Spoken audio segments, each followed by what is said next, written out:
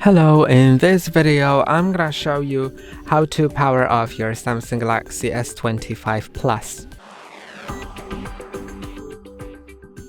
So it depends on your configuration. If you press and hold on the power button itself and it opens the power menu, then you can just click on power off, then click on it again and it'll work.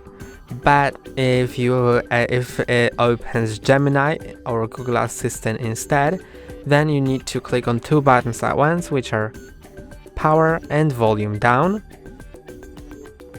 Press and hold on them and they should open the power menu. Then you can click on power off, click on that again, and it will power your phone off. That's all for today. Don't forget to like and subscribe. See you next time.